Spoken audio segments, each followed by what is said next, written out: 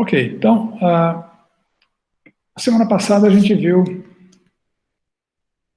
que os idiomas na época de Jesus Cristo, os idiomas na região falados ali, eram o hebraico, aramaico, o grego e o latim. O hebraico era o idioma das sinagogas, o idioma falado nas casas de oração, né? Era o idioma predominante de escrita da Bíblia. Pequenas porções da Bíblia foram escritas também em aramaico, porções de Esdras e Daniel, mas o hebraico era a língua predominante, então um judeu seguramente sabia hebraico para estudar as escrituras. A língua nativa do povo era o aramaico, por conta da herança do domínio assírico e babilônico. Então, era a língua nativa da região, era a língua nativa dos judeus. Então, os judeus sabiam falar aramaico, era a língua que se comunicava nas ruas, entre eles. E havia também o grego, como herança da helenização promovida por Alexandre o Grande. Então, estrangeiros se comunicavam com os judeus em grego. E havia também o latim, que era a língua oficial de Roma. Os soldados romanos falavam entre si latim e falavam em grego com os judeus e outros estrangeiros que não tinham latim como língua nativa. Nós vimos a questão da autoria e da data de cada um dos evangelhos. Nós vimos que Mateus, Marcos e Lucas são chamados de evangelhos sinóticos, porque eles compartilham mais de uma mesma visão, se comparados com o Evangelho de João, que é mais singular. Então, Mateus, Marcos e Lucas são mais parecidos, o Evangelho de João é o mais distinto dos quatro, muito embora há textos exclusivos, tanto em Mateus, quanto em Marcos, quanto em Lucas, né? Nós vimos que Mateus, o publicano, Levi, chamado de Levi, escreveu o Evangelho originalmente em aramaico, perto do ano 50 depois de Cristo, e esse Evangelho veio posteriormente a ser traduzido para o grego para circular entre as igrejas de fala grega, mas originalmente Mateus escreveu em aramaico. Marcos e Lucas escreveram em grego.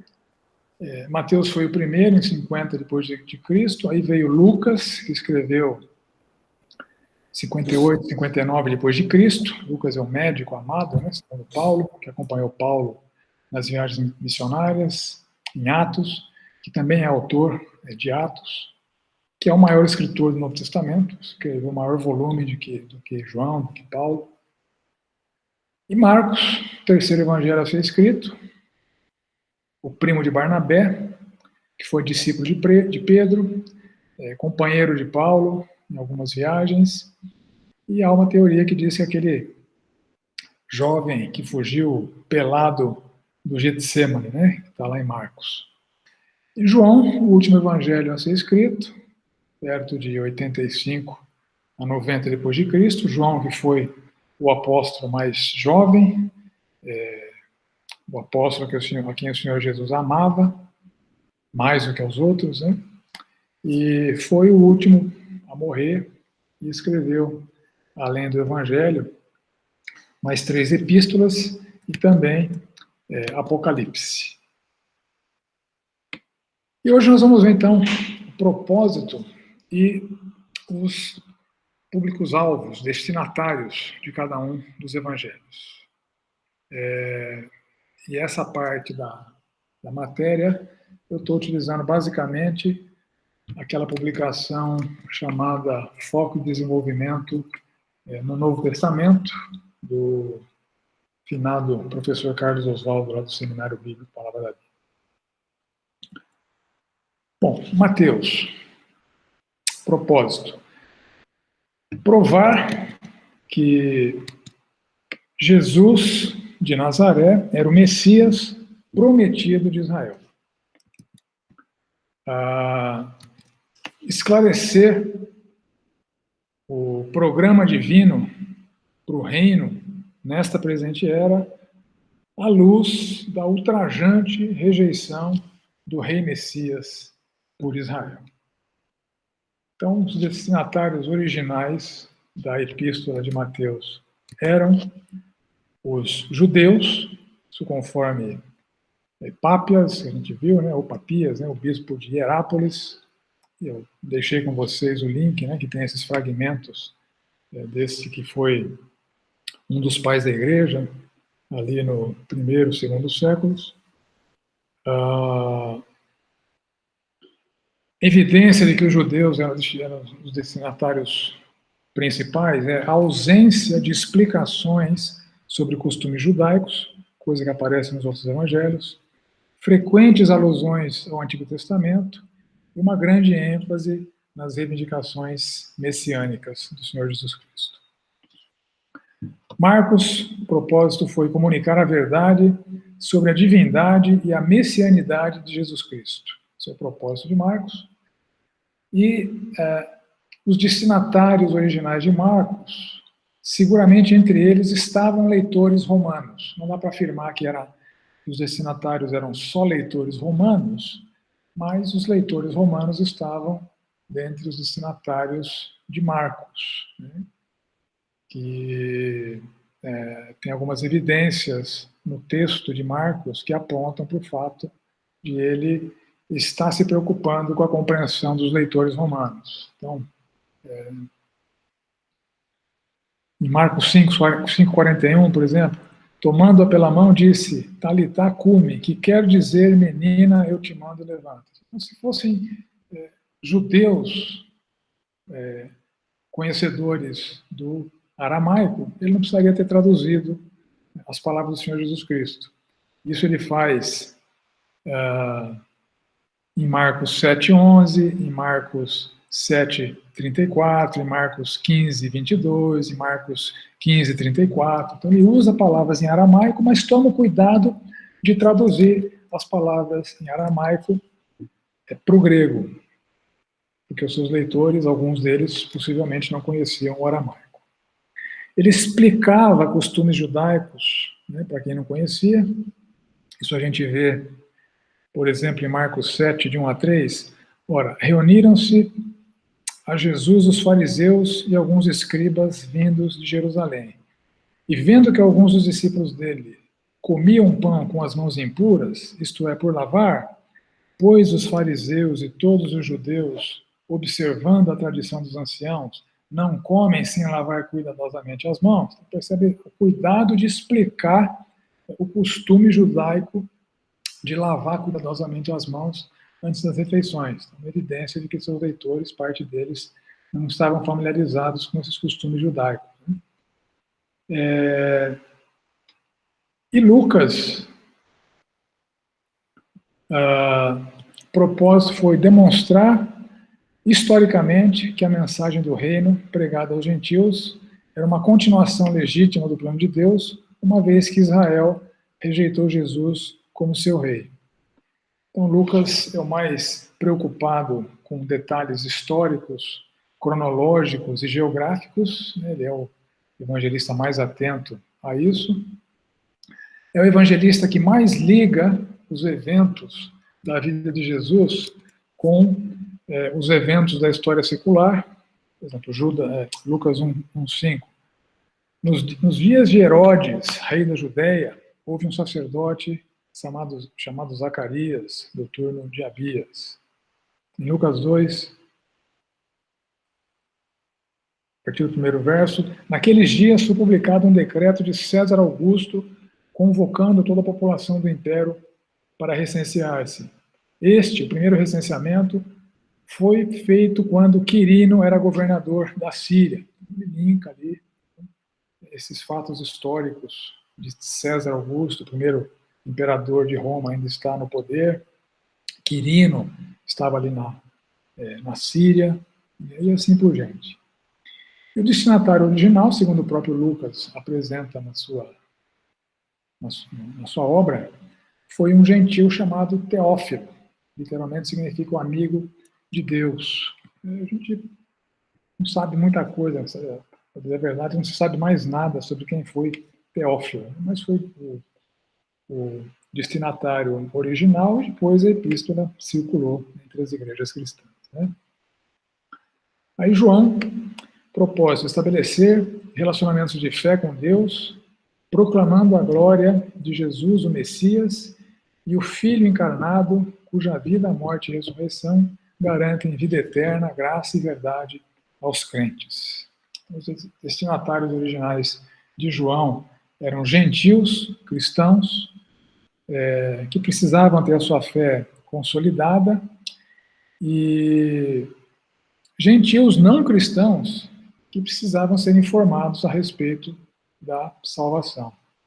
E toda a obra de João circula em torno de 7 milagres de Jesus Cristo. Então, João narra esses 7 milagres e, ao redor desses 7 milagres, ele conta a sua versão da vida do Senhor Jesus Cristo.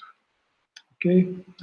Aí eu esqueci de falar uma outra evidência que tem lá em Marcos sobre a audiência dele incluir cidadãos romanos, porque ele também usa várias palavras latinas, traduzidas ou transliteradas em grego, né? Então, em Marcos 15:39, centurião, ele usa a palavra latina de centurião, não a palavra grega para centurião. Em Marcos 15:15, o verbo que ele usa entregar, ele usa o verbo latim, transliterado para o grego. No 6:27, o executor, ele usa o termo latim e não o termo grego, e assim por diante. Então, o uso de palavras latinas helenizadas também é uma marca interessante do Evangelho de Marcos. Tá bom? No contexto geográfico, deixa eu tentar projetar um mapa para vocês.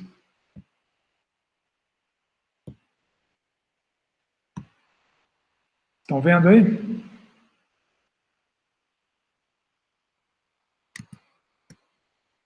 Sim. Sim, dá para ver. Beleza.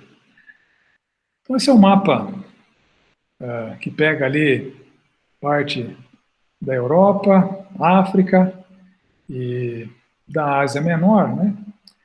Então, o Senhor Jesus Cristo transitou nessa área aqui, e nesse mapa que eu projetei aparece como indo desde a Síria até a Judéia. A Síria, se pegar aqui ao oeste do mar Mediterrâneo, você chega ali na região da Palestina, né? Tem a Síria mais ao norte, a Judéia mais ao sul. Então, fazendo um zoom naquela região, esta era Israel nos dias de Jesus. Aqui ela está dividida pelo domínio dos filhos de Herodes, né? A região mais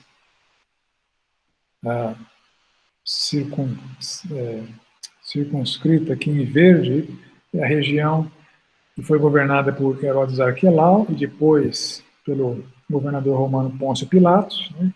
Incluía ali a Judéia e a Samaria.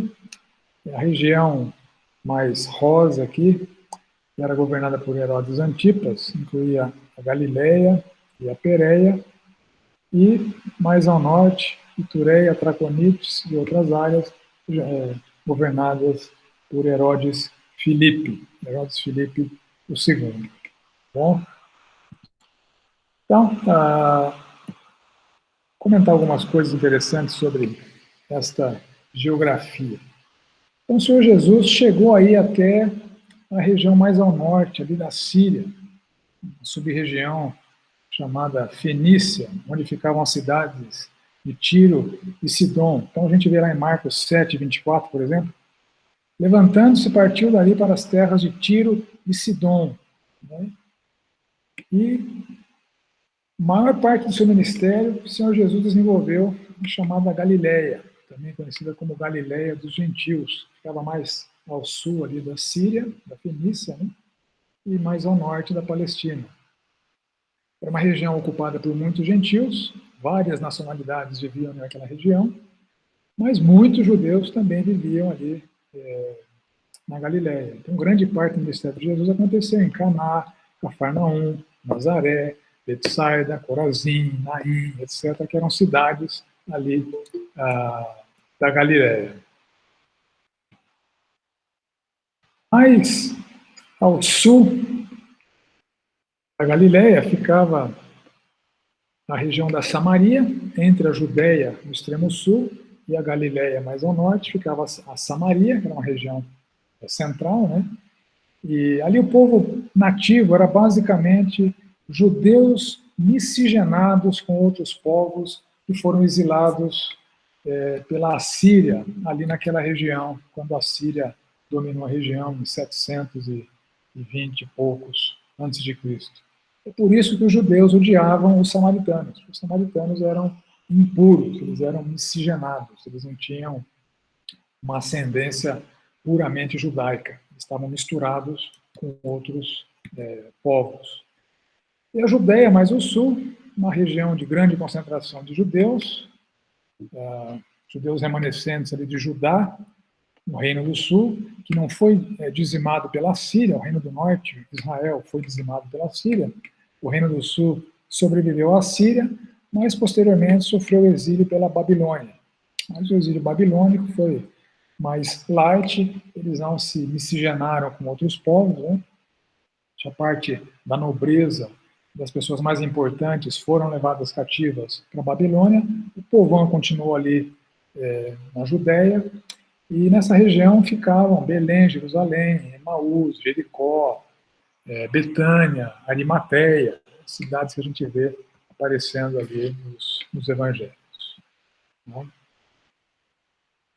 Um pouquinho do contexto histórico e da cronologia da vida de Jesus Cristo. Essa é uma parte que eu considero bem fascinante da harmonização dos evangelhos e da harmonização dos evangelhos com a história secular, para a gente saber exatamente o dia da morte e ressurreição do Senhor Jesus Cristo, saber aproximadamente o período do ministério de Jesus e saber aproximadamente o ano do nascimento do Senhor Jesus Cristo. Bom, em Lucas 2 e Mateus 2, a gente conciliar, harmonizar essas duas narrativas, a gente vai ter dados bem interessantes ali para entendermos esse contexto histórico. Lucas 2. Naqueles dias foi publicado um decreto de César Augusto, convocando toda a população do império para recensear-se. O primeiro recenseamento, foi feito quando Quirino era governador da Síria. Todos iam alistar-se, cada um à sua própria cidade. José também subiu da Galiléia, da cidade de Nazaré, para a Judéia, a cidade de Davi, chamada Belém, por ser ele da casa e família de Davi, a fim de alistar-se com Maria, sua esposa, que estava grávida. Estando eles ali, aconteceu completarem-se os dias. E ela deu à luz o seu filho primogênito, enfaixou-o e o deitou numa manjedoura, porque não havia lugar para ele na hospedaria. E Mateus 2, tendo Jesus nascido em Belém, da Judéia, em dias do rei Herodes, eis que vieram uns magos do Oriente a Jerusalém e perguntavam onde está o recém-nascido rei dos judeus, porque vimos a sua estrela no Oriente e viemos para adorá-lo. Tendo ouvido isso, alarmou-se o rei Herodes e com ele toda Jerusalém. Então, convocando todos os principais sacerdotes e escribas do povo, indagava deles onde o Cristo deveria nascer. Em Belém, da Judéia, responderam eles, porque assim está escrito por intermédio do profeta.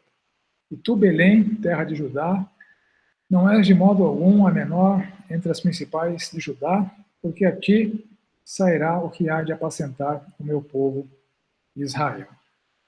E um pouco mais para frente, nós vemos assim. Entrando na casa, viram um menino com Maria, sua mãe, lá no verso 11, prostrando-se, o adoraram e, abrindo seus tesouros, entregaram-lhe suas ofertas, ouro, incenso e mirra.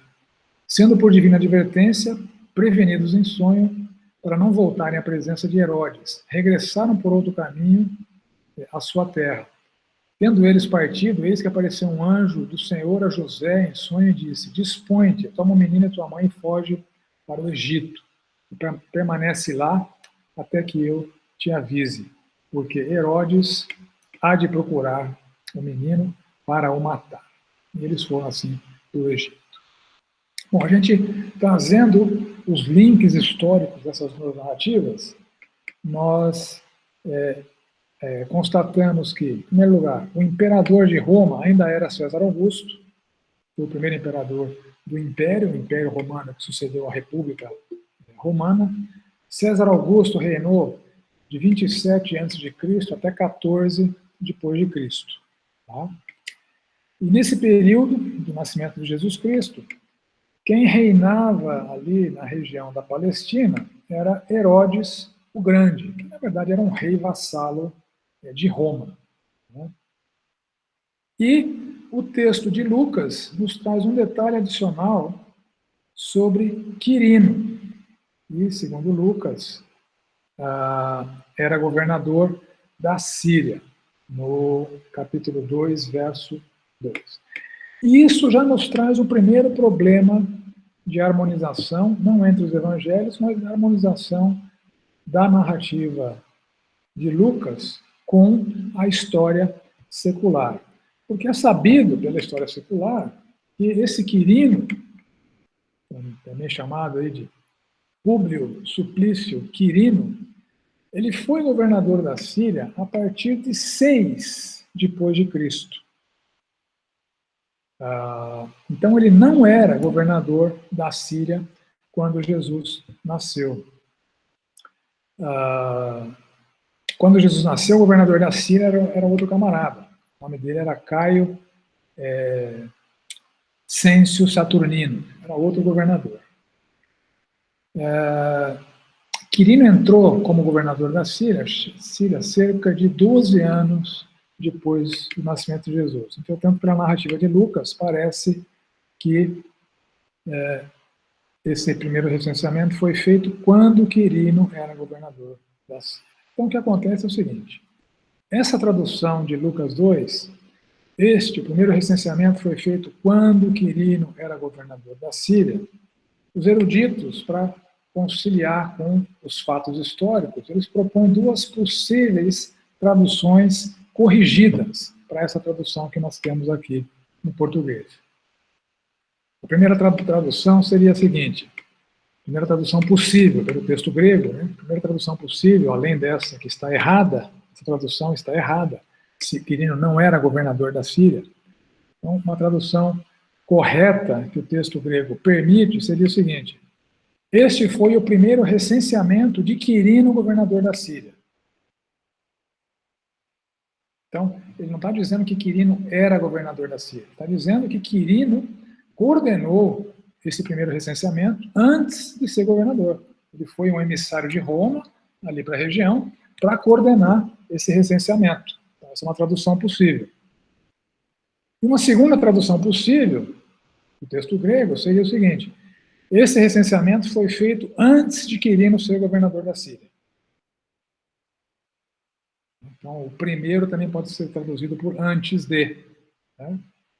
Então, se quiser já corrigir na sua Bíblia, pode corrigir, porque essa tradução está errada, ela é incompatível com os fatos históricos. O tradutor não harmonizou o texto grego com os fatos históricos. Tá? Então, ou o primeiro recenseamento de Quirino, governador da Síria, ou seja, ele fez antes de ser governador da Síria, e Lucas já se refere a ele como sendo governador da Síria, ou esse recenseamento foi feito antes de Quirino ser governador da Síria. Tá? E aparece Herodes, né?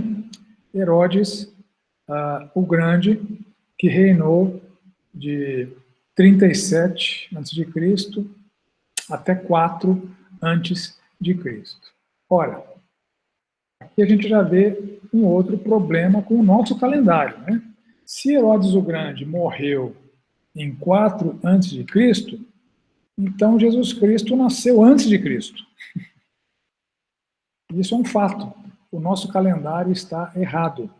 Depois eu vou contar um pouquinho da história do nosso calendário e vou mostrar para vocês qual foi o erro do monge Dionísio, que fez os cálculos e chegou no primeiro ano da era cristã, chegou numa data errada. Ele errou aí por 4 ou 5 anos. Bom, Herodes. Então, Herodes é um termo genérico para uma dinastia. Vários governantes daquela região tiveram o título de Herodes.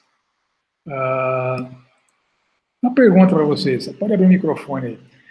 Quantos Herodes aparecem na Bíblia? Quem chuta? Ou quem sabe? Alguém? Um chute aí, pelo menos, vai, gente? Não? Mais de dois? 3. Três. Alguém dá mais? 7. Hã? 7. Ah, você já sabia a resposta, né? São 7. São 7 os Herodes da Bíblia.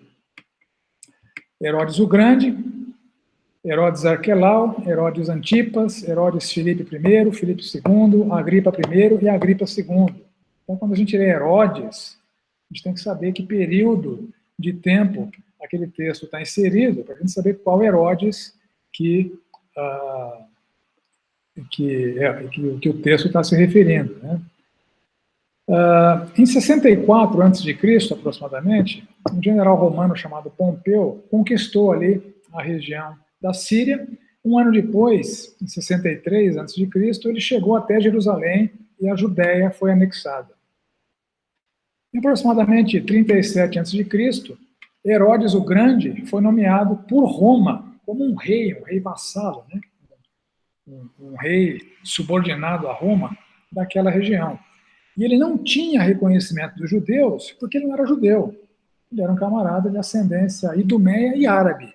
Então era um rei gentil reinando sobre os judeus. Esse foi Herodes o Grande, que governou até 4 a.C., nas regiões aí da Idumeia, Judéia, Pérea, Samaria, Galileia, Gaulanítide, Bataneia, Itureia, Traconite e Auranítide. Então, essa é a região toda de Herodes o Grande. Vou mostrar de novo para vocês aqui um mapa, para vocês terem a noção da extensão do governo de Herodes. Tá? Então, esse é o reino vassalo de Herodes, né, que vai desde aqui da Idumeia ao sul da Judéia, até lá ao norte, né, Itureia, e mais ao oeste, aqui Traconite, né, passando pela Samaria e Galileia, que são regiões bíblicas. Né. A Síria, aqui já tinha outro governador, não era Herodes. E essa outra região da Ásia Menor também tinha um outro governante. Então, esse foi o domínio do Herodes o Grande. Herodes o Grande ficou famoso por conta do segundo templo, que ele remodelou. Lembra que o templo foi destruído, né? O primeiro templo, o templo de Salomão, foi destruído por guerras, né, que aconteceram aí na região. Houve a reconstrução, que está descrita lá no livro de Esdras, sobre a liderança de Zorobabel. A destruição do primeiro templo está descrita lá em 2 Reis, no capítulo 24. Nabucodonosor destruiu.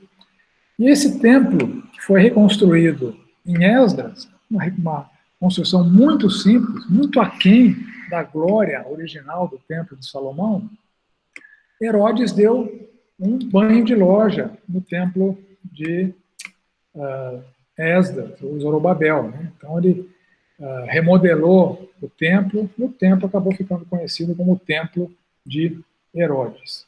Foi esse Herodes o Grande que se encontrou com os reis magos, né? Os magos, não reis, né? Eles eram magos, os sábios do Oriente.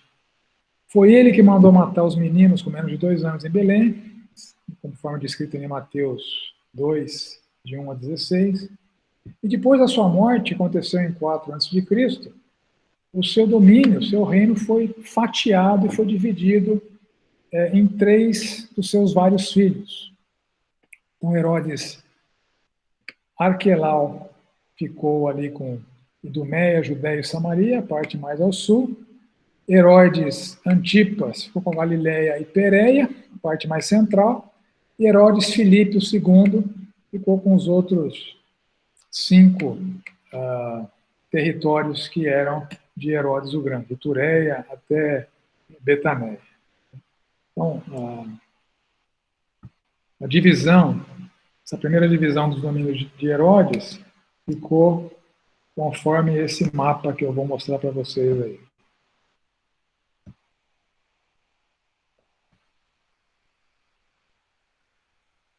Tá? Então, Arquelau ficou com essa parte verde, o Antipas ficou com a Galileia e Pérea, essa parte mais laranja, o Herodes Filipe II ficou com a parte do norte ali, vai desde a Itureia até Traconitis. Ok? Então ficou dividido assim.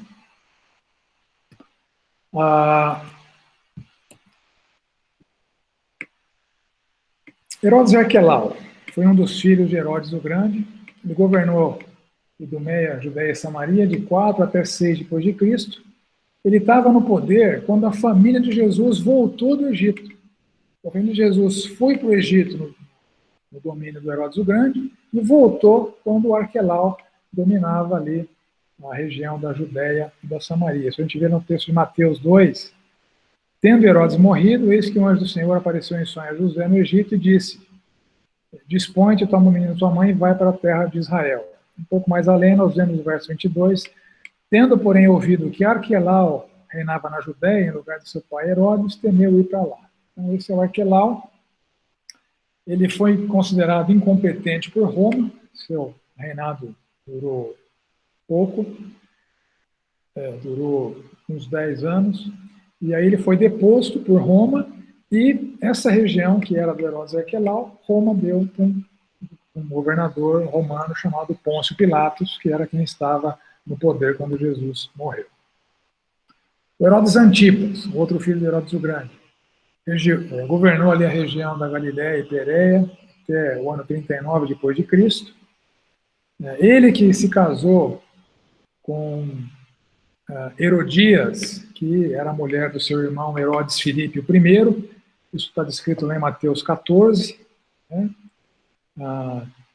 A Herodias também era sua sobrinha, porque ela era filha de um outro meio-irmão que ele tinha, que chamava Aristóbulo. A família tinha vários casamentos entre eles ali. Foi esse Herodes Antipas, quem mandou decapitar João Batista, e foi o Herodes acionado por Pôncio Pilatos na crucificação de Cristo, lá em Lucas, capítulo 23, né? Quando Pilatos soube que Jesus era galileu, Herodes estava em Jerusalém naqueles dias, para ser galileu não é da minha alçada, é da alçada do governador ou do rei, né, da Galileia, que era o Herodes Antipas. Aí ele manda para Herodes Antipas, eles estavam brigados, né, e esse reconhecimento da autoridade de Herodes por Pilatos promoveu a reconciliação entre os dois. Aí o Herodes Filipe I, que foi o primeiro marido de Herodias, esse não governou nada. Né? Quem governou foi o Herodes Filipe II, que é o irmão do primeiro, que herdou os 5 territórios mais ao norte ali de Herodes o Grande. Esse é o 5º Herodes, Herodes Filipe. O 6º Herodes é o Agripa I, que já é neto do Herodes o Grande, esse é filho do Aristóbulo, filho de Herodes, governou a Judéia de 41 a 44 depois de Cristo. Foi o Herodes que mandou assassinar o apóstolo Tiago, irmão de João, isso está lá descrito em Atos 12. E foi o Herodes que morreu comido de vermes, conforme o texto de Atos. E seu filho, o 7º Herodes, o Agripa II, sucedeu seu pai, governou até 70 depois de Cristo, né? E foi esse Herodes Agripa II que quase se converteu com Paulo, ali em Atos 26. Então você vê que se fala Herodes na Bíblia, dependendo do período, pode ser um desses 7 aí que são referenciados. Na apostila eu vou deixar um mapa que eu elaborei de acordo com essas minhas pesquisas históricas, Eu vou mostrar, assim, bem rapidamente para vocês. Esse mapa, ele mostra quem são da dinastia Herodes, né? A partir de Herodes o Grande, as suas várias mulheres que ele teve, né? Pelo menos 10 mulheres. Vários dos seus filhos aqui aparecem na história, né? E os que estão assinalados aí com contorno verde e fundo verde claro são os Herodes que são mencionados na Bíblia. E aqui também o mapa mostra os casamentos e as descendências. Você avalia com mais calma, né, se for do seu interesse. Ok? Bom, vamos falar agora de cronologia, então. Harmonizar essa cronologia, determinar o período da vida do Senhor Jesus Cristo, desde o nascimento até a sua ressurreição, harmonizando, então, os 4 evangelhos. Então, antes de falar da cronologia, é importante a gente conhecer rapidamente como é que era a marcação de tempo na Antiguidade. O Império Romano contava os anos de acordo com a data da fundação da cidade de Roma. Em latim era Ab Urbi Condita, ou AUC. Né? Segundo a lenda, o fundador de Roma, o Rômulo, né, que era filho de uma divindade, um ser humano, né, que tinha um irmão gêmeo que ele acabou assassinando, mas enfim, ele fundou Roma e teria criado este calendário com base em divindades do panteão romano. Né? Então, ele criou um ano com 10 meses. Bom, e cada mês se relacionava com um deus. Então, o primeiro mês era o mês de Martius, né, por causa do deus Mars. O segundo mês era Aprilis, do verbo latim abrir.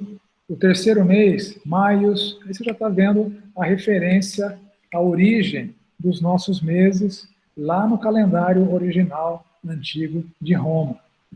Június, com base em homenagem a deusa Juno. Quintilis, o quinto mês. Sextilis, o sexto mês. September, outubro, novembro, 7, 8, 9, December, uma referência ao 10º mês do calendário romano antigo. Então, nesse calendário, segundo a lenda, teoricamente criado pelo Rômulo, fundador de Roma, o ano acabava tendo somente 304 dias. O que acontecia? Um ano com 304 dias, cada ano o inverno acontecia numa época diferente. A contagem deles estava defasada em relação ao ciclo completo da Terra em torno do Sol. Posteriormente a esse calendário antigo romano, houve um calendário corrigido para que o inverno pudesse acontecer sempre na mesma época do ano. Aí, 2 meses foram inseridos, Januários, em homenagem ao deus Janus, e Februários, que significa Febron, que é um ritual romano de purificação. E havia um terceiro mês chamado Intercalares, que era um mês para corrigir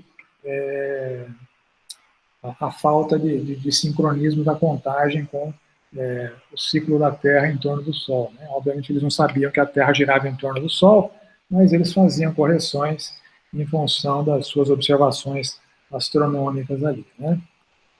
Aí, Júlio César, um general romano, propôs um calendário chamado Juliano, que era mais preciso que o calendário romano anterior.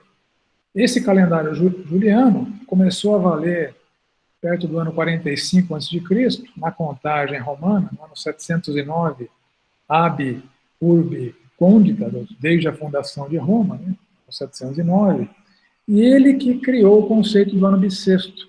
onde a cada 4 anos, um dia era inserido no segundo mês, que ficava com 29 dias, para acertar a diferença de sincronismo entre o ciclo da Terra girando em torno do Sol e o próprio ciclo dos dias, né, da Terra girando em torno de si própria. Né? Não era extremamente preciso, mas era bem mais preciso do que o calendário anterior. Né? A contagem de anos a partir de Cristo surgiu nesse calendário juliano, por encomenda do Papa João I, ele fez para um monge chamado Dionísio. Esse monge calculou erradamente o ano do nascimento de Jesus Cristo como sendo no ano 753, desde a fundação de Roma. Então, o 1º de janeiro do ano 754 ficou o ano 1, 1º de janeiro do ano 1, né, depois de Cristo. A gente vai ver qual foi o erro do Dionísio um pouco mais para frente. Né? E lá pelo ano 1582, um papa chamado Gregório VIII estabeleceu uma correção no calendário juliano, né? E surgiu aí o calendário gregoriano, porque o ciclo da Terra em torno do Sol, ela não leva nem 365, nem 366 dias. Ela leva 365 dias, 5 horas, 48 minutos e 45 segundos. Então, no calendário juliano, essa diferença de tempo no ciclo da Terra em torno do Sol dava um erro de um dia a cada 128 anos. Então, o calendário gregoriano corrigiu esse erro do calendário juliano. E o ano bissexto, né, esse bissexto, o 2/6, vem justamente dos 366 dias que são os dias do ano bissexto. A apostila tem toda essa calculeira para você tomar conhecimento, mas o que é importante saber é o seguinte: o calendário gregoriano que a gente usa nos dias de hoje não é todo ano divisível por 4 que é bissexto. Pouca gente sabe disso, mas essa é justamente a correção que foi feita no calendário gregoriano em relação ao calendário juliano. Então, no nosso calendário atual, o ano bissexto é o ano divisível por 4, desde que ele não seja divisível por 100, a não ser que ele seja divisível por 400. É um cálculo meio enrolado. Então, por exemplo, o ano 2000, embora divisível por 100, ele foi bissexto, porque também é divisível por 400. Já o ano 2200, acho que nenhum de nós estaremos vivos nessa data, né? Que seria bissexto no calendário juliano, não é bissexto no nosso calendário, no calendário gregoriano, porque 2200 é divisível por 4, mas também é divisível por 100, e não é divisível por 400, então ele não é bissexto. Então, essa é a correção que foi.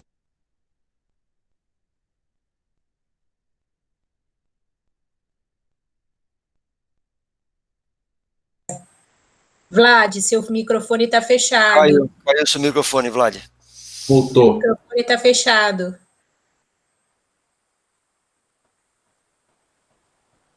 Lá, está multado o seu microfone.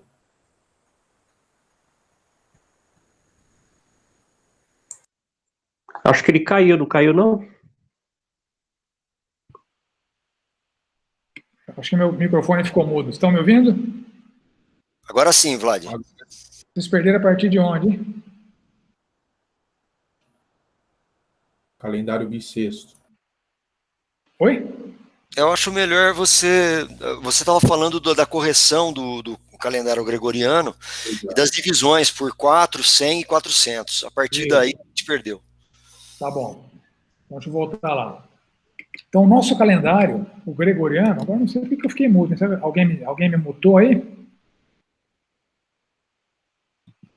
Bom, o nosso calendário gregoriano, ele corrige aquele erro de um dia a cada 128 anos, o calendário, pela imprecisão do calendário juliano. Então, o ano 2000 do nosso calendário gregoriano foi bissexto, porque 2000 é divisível por 4, é divisível por 100, então não seria bissexto, a não ser que seja divisível por 400, aí é bissexto. Já o ano 2200, ele seria bissexto no calendário juliano, mas não é bissexto no calendário gregoriano, porque é divisível por 4, também é divisível por 100, mas não é divisível por 400. Então, esse é o cálculo. Então, o calendário gregoriano corrige essa imprecisão do calendário juliano. Então, eu disse que os nossos cálculos de datas, nós vamos usar o nosso calendário gregoriano extrapolado para o passado. A gente não vai usar a datação do calendário juliano, porque é uma datação que estava errada. Então, quando eu disser, por exemplo, que o dia 14 de Nissan do ano 33 caiu no dia 1º de abril, eu estou usando o calendário gregoriano extrapolado. Não era o calendário usado antes de 1582, mas é o calendário corrigido que a gente vai, quando a gente falar de datas em relação a Cristo, a gente está usando o calendário gregoriano extrapolado e não o calendário juliano. Bom, o calendário judaico. O calendário judaico é diferente do calendário romano, diferente do nosso calendário, porque ele se baseia nos ciclos da Lua e não nos ciclos do Sol. Não no ciclo da Terra em torno do Sol, mas no ciclo da Lua em torno da Terra. Então, o calendário judaico está dividido em ciclos de 19 anos. É muito confuso, né? E nesses 19 anos, há 7 anos chamados embolísmicos, que visam justamente corrigir a diferença de sincronismo entre a Lua, entre o ciclo da Lua em torno da Terra e o ciclo da Terra em torno do Sol. Então é uma bagunça que eles fazem, né, para corrigir o calendário lunar. Que tem, normalmente, 12 meses, excepcionalmente ele tem 13 meses por causa do mês embolísmico que, de tempos em tempos, é inserido para fazer as correções, né? E esses meses variam de 28 a 30 dias cada um dos meses, né? Então, a gente vai precisar, eventualmente, converter o calendário judaico para o calendário gregoriano extrapolado. Essa conta que a gente vai fazer. Então, por exemplo, a Páscoa, que é no dia 14 de Nissan, pelo calendário judaico, no calendário gregoriano, não, porque o judaico é lunar e o gregoriano é solar, ela não cai sempre no mesmo dia. Cada ano, o dia 14 de Nissan cai numa época diferente no nosso calendário. Por isso que a Páscoa varia de época no nosso calendário. Tá? Ao contrário dos romanos, os judeus não contavam anos. Os romanos contavam os anos desde a fundação de Roma, né? Ab urbi condita.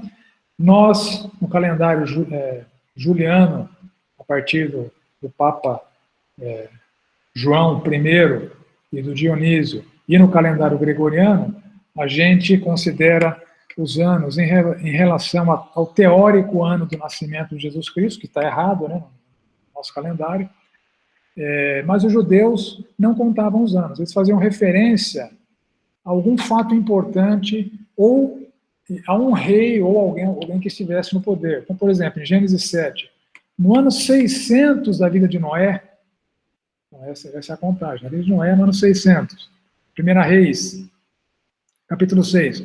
No ano 480, depois de saírem os filhos de Israel do Egito, Salomão, no ano 4º do seu reinado, então eles não tinham uma contagem de anos, eles se vinculavam o tempo em relação a um evento histórico ou em relação a quem estava no poder, né? A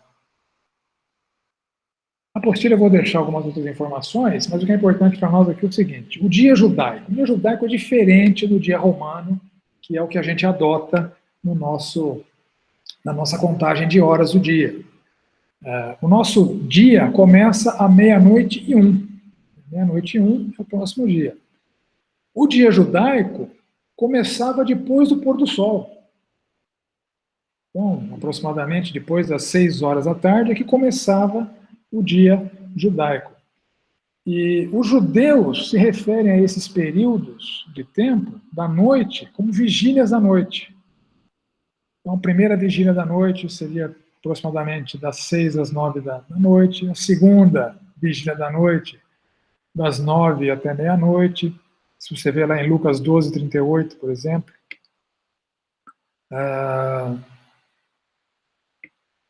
quer ele venha na segunda vigília, quer na terceira, bem-aventurados serão eles, se assim os achar. Então, uma referência a esses dois períodos da noite. Né? A quarta vigília seria das 3 horas da manhã até o nascer do sol, por volta das 6 horas da manhã.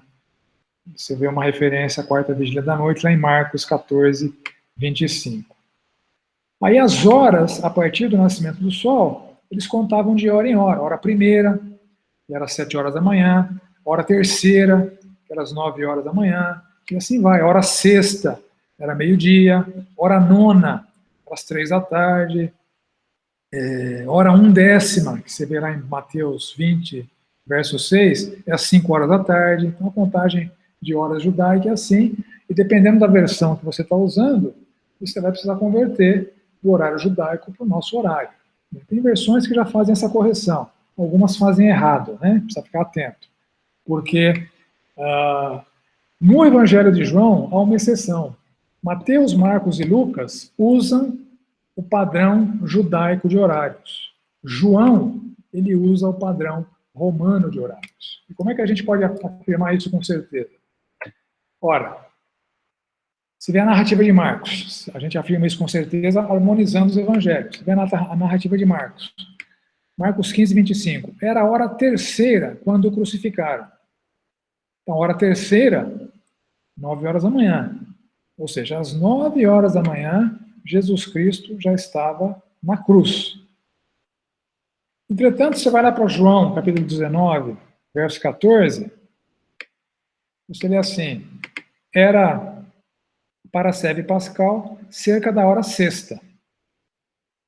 Ora, hora sexta no horário romano, no horário judaico, seria meio-dia. Como é que Jesus, ao meio-dia, poderia estar diante de Pilatos, sendo que ele já tinha sido crucificado às 9 horas da manhã? Então, as traduções que trazem hora sexta, em João 19, 14, você tem que converter essa hora sexta não pelo dia judaico, mas pelo dia romano. Porque João escreveu a partir de uma cidade da Ásia Menor, do domínio romano, para uma audiência romana daquela região. Então, ele usou no seu evangelho a marcação de horas de Roma, e não a marcação de horas dos judeus, de Israel. Então, se você pegar uma tradução que traduz hora sexta para meio-dia, pode riscar na sua Bíblia que está errado. Não é meio-dia. Hora sexta é 6 horas da manhã. Então, às 6 horas da manhã, Jesus estava diante de Pilatos, e às 9 horas da manhã, ele estava crucificado.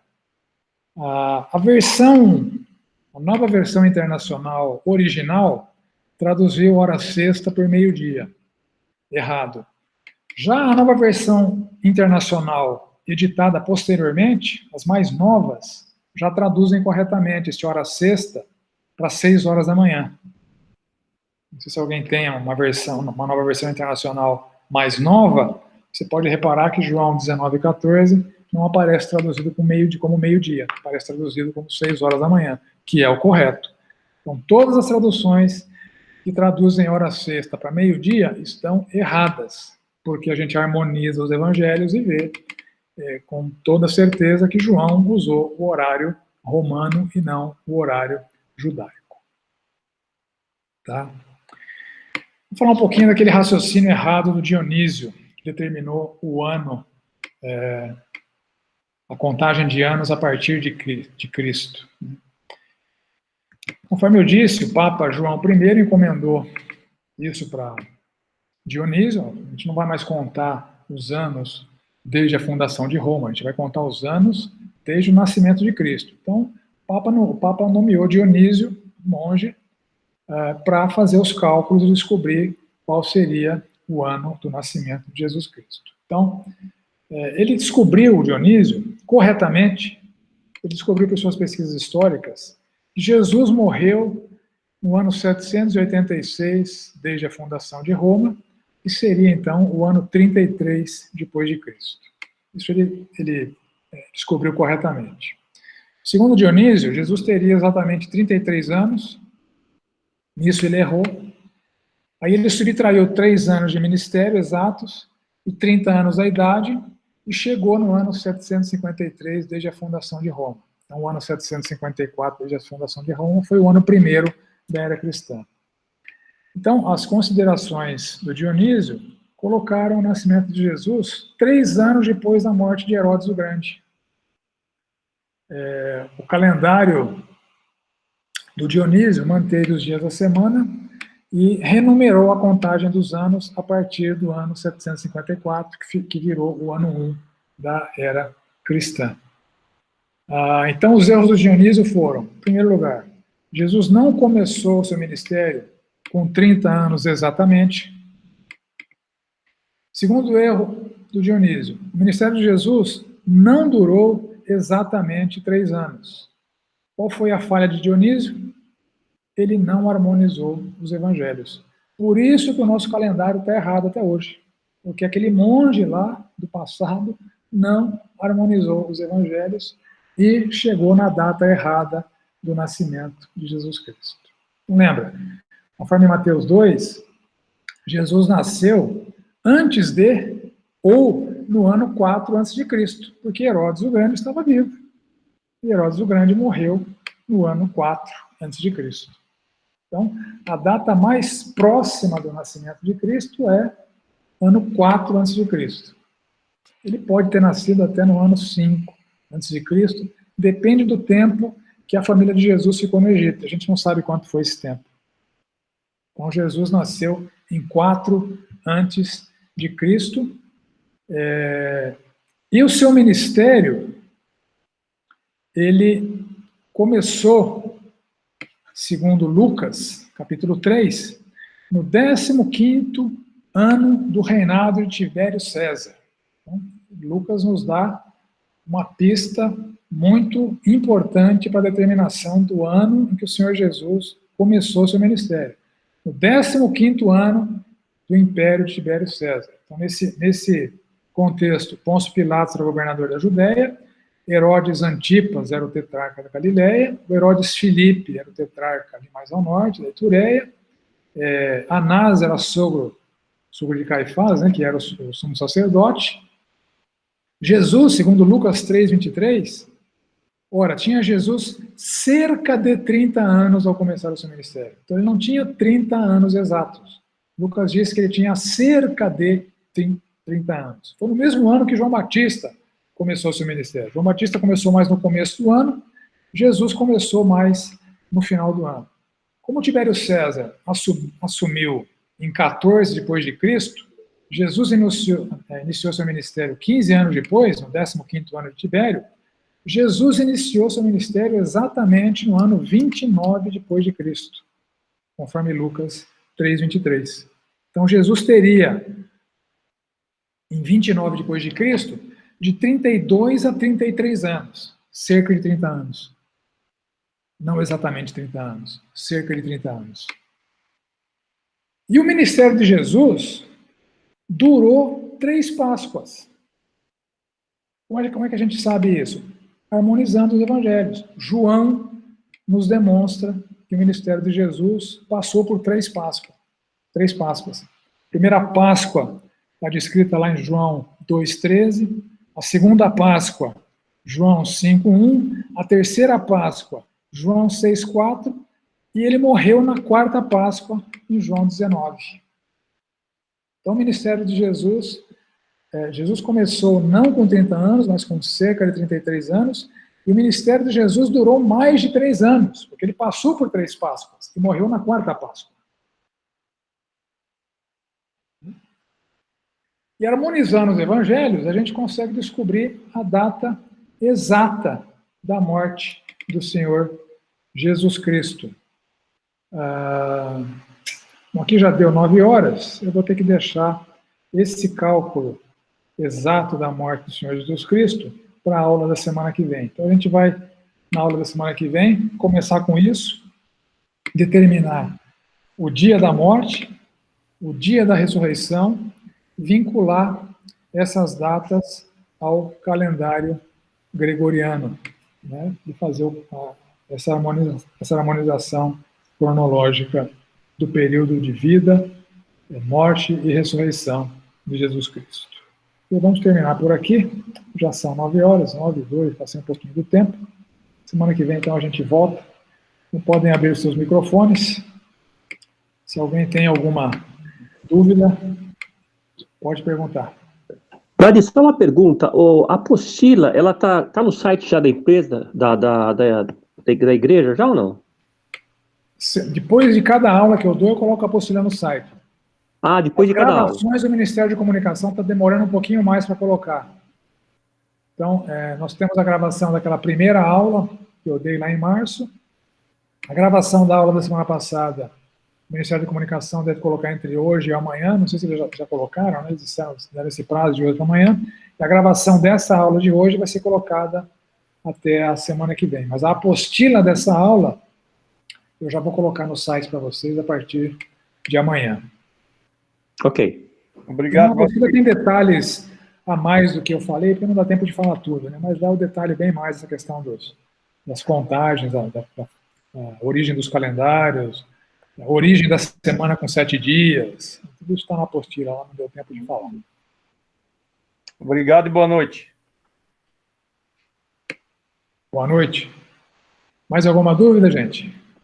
Vlad, não sei se você vai ainda falar sobre a genealogia, a diferença que existe entre Mateus e Lucas. Vou. Esse é um dos textos que nós vamos harmonizar. Então tá. Nas aulas futuras ainda. Vou aguardar com paciência. Mais alguma pergunta? Parece não.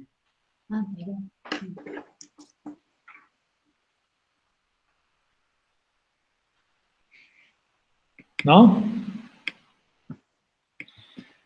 Encerramos hoje, então, com isso. Vamos orar. Pai amado, obrigado por mais esse tempo investido em conhecermos esses detalhes significativos da Tua verdade, para compreendermos de maneira harmônica entre as narrativas da Palavra de Deus, a época e o contexto em que esses fatos tão marcantes para a história da humanidade aconteceram. Abençoa-nos no resto dessa semana, abençoa-nos no decorrer desse curso, e cresçamos no conhecimento de Ti, da Tua Palavra, e isso nos habilite para uma vida mais piedosa, mais harmônica com a Tua vontade, para a honra e glória do Teu santo nome. Assim que eu oro, em nome do Senhor Jesus. Amém. Amém.